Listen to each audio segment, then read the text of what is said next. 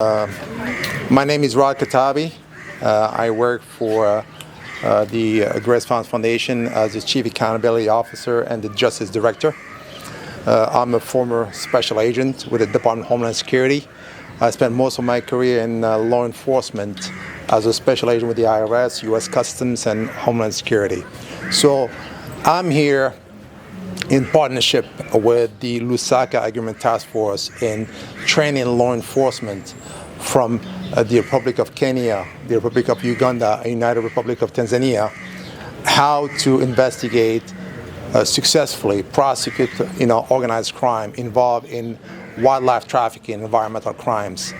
So we've been doing this for quite a few years with the Lusaka Agreement Task Force, but this time we're doing these types of training, which is very innovative, which is the first ever we're doing it. We started in Dar, where we do a controlled delivery investigation, on how to do investigation like this in real time, real life.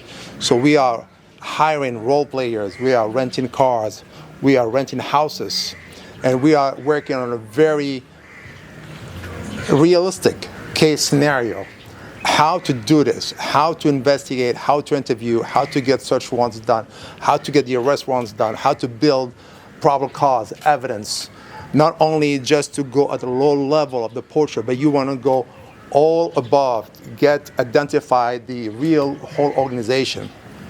And today we're doing this training of controlled delivery is how to go up to the chain and make sure not only we investigate, but also we punish the high-level officials working in this organized crime, okay? So that's what we're doing. So how many trainings have you conducted in which particular countries? Okay, in this controlled delivery specific training, we started in Dar, in Tanzania. We had the first group of participants from Uganda, Kenya, and Tanzania. So we had one group that we trained under the Operation Team Spirit. And the reason we picked those three countries sponsored by USAID and UNDP is because those are three countries border each other.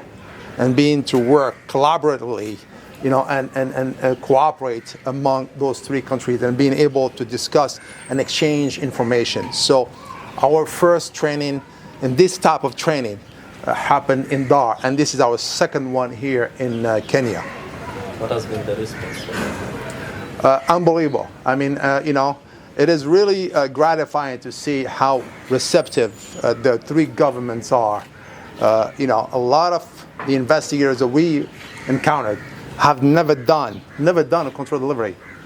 Okay, and it's good to, show what we can do with this type of investigative tool, and making sure that the participants of those three countries think outside the box, be creative, innovative, and being able to look at the big picture instead of just going after the portrait. We don't do.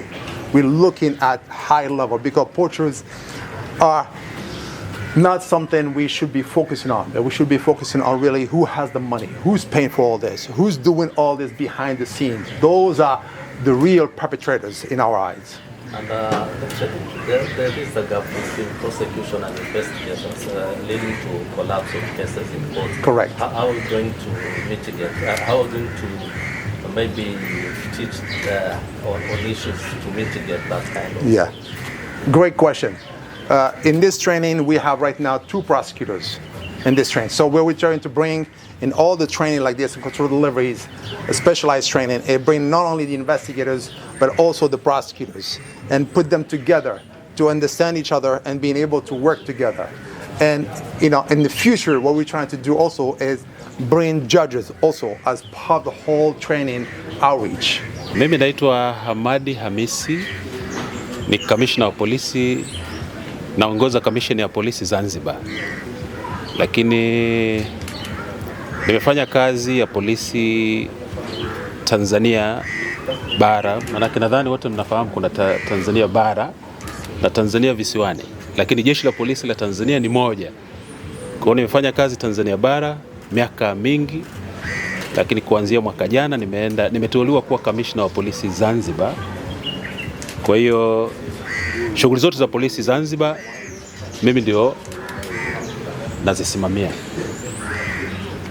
Nimekuja hapa kuungana na waandaaji wa semina hii kwa ajili ya kuja kubadilishana uzoefu kidogo kuhusiana na masuala ya haki za binadamu kwenye kazi za uhifadhi wa wanyamapori na rasilimali za misitu. Kama tunavyofahamu kwamba hizi taasisi ambazo zimepewa jukumu la kulinda rasilimali hizi wamepewa nguvu zinazowasaidia kwa ajili ya kutimiza wajibu wao waliokuwa wa kisheria, na nguvu hizo ni pamoja na kufanya upelelezi, kufanya operation mbalimbali kwa ajili ya kuzuia ujangili na kuhifadhi rasilimali. Sasa nguvu hizi ambazo wamepewa, kuna uwezekano wa kuingilia haki za binadamu, hasa kwenye upelelezi na operation kama nilivyozungumza. Kwenye upelelezi kuna kukamata watuhumiwa, kuna kuhoji watuhumiwa, lakini pia kuna kuwa detain, kuwaweka kizuizini. Sasa kazi zote hizo zinagusa haki za binadamu.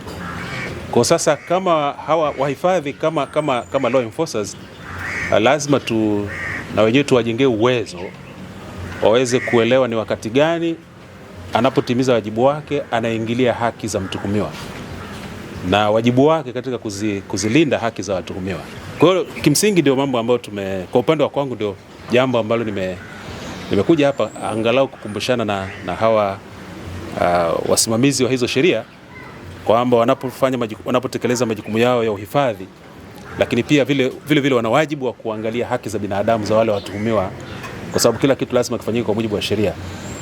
Mtuhumiwa is just a mere suspect, kwa hiyo anastahili atendewe haki. He is presumed innocent mpaka pale mahakama itakapothibitisha, baada ya mpelelezi kupeleka ushahidi unaotosheleza mahakamani, ili sasa mahakama iweze kudetermine status ya huyo mtuhumiwa. Kwa hiyo kimsingi au kwa kifupi, hilo ndio jambo ambalo nimekuja kushare na wenzangu kwenye workshop hii.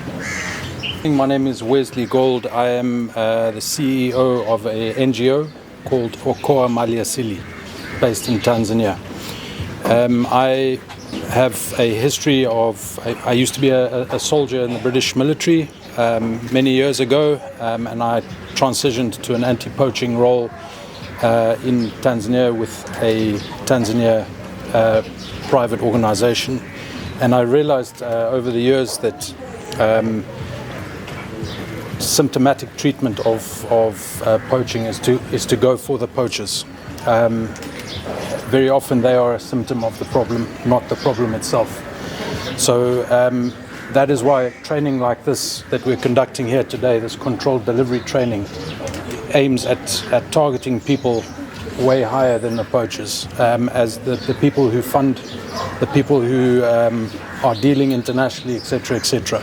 And that's why, and these are the people that are essentially starting the poaching activity to happen. So if there was a way to catch these people, there's a better way to stop the poaching rather than just arresting the low level.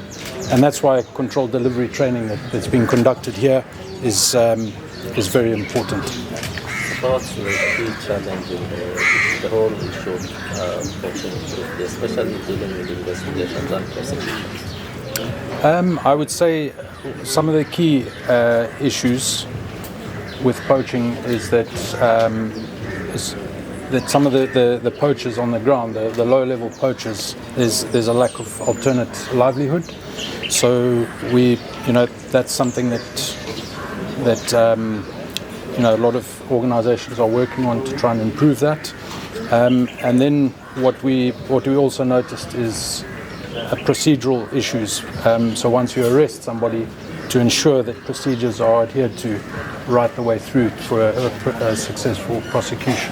And one of the key elements in this training that is being discussed and hammered a lot is about making sure that procedures are kept. And a lot of, as my colleague here said, there's prosecutors involved in the training, and the prosecutors are always intervening during discussions and actually keeping people right and reminding people about the procedural requirements. So that to me is a challenge that this training, one of the challenges that this training is dealing with. Thank you. And now we have Director Perry from the Lusaka Agreement Task Force.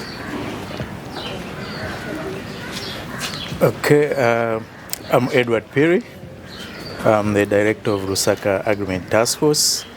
We are based in Nairobi, Kenya, at the KWS headquarters, and our role is to promote cooperation among the member states of the Lusaka Agreement in the fight against illegal trade in world fauna and flora. So as the Lusaka Agreement, we mainly focus on 3 pillars: cooperative law enforcement, capacity building, capacitating national agencies in the fight against illegal wildlife trade, and also membership enhancement. Those are the 3 pillars we focus on. So we are implementing these capacity building initiatives involving Kenya, Uganda, and Tanzania. This is the 8th of such trainings. These trainings are supported under the Global Environmental Facility UNDP program. So we're implementing these activities in partnership with the Grace Farms Foundation, and these trainings bring in a multi-agency team of enforcement officers from police, wildlife, prosecutors, financial intelligence, and customs. So basically what these trainings have been focusing was trying to fuse in financial investigations in the investigations of wildlife crime, and this is reason we are bringing in different enforcement teams to bring in their experiences in the fight against wildlife crime. Now, this particular training here in Mombasa is focusing on controlled deliveries. This is some form of special investigations which aims at trying to understand the entire supply chain as we investigate illegal wildlife trade. And one of the issues we are trying to promote is to ensure that as enforcement teams, enforcement agencies are investigating this crime, these investigations should be prosecutor-led, so that issues along the investigations can be identified early enough and remedial action made to ensure successful prosecutions in the illegal wildlife trade. So this is what we are doing.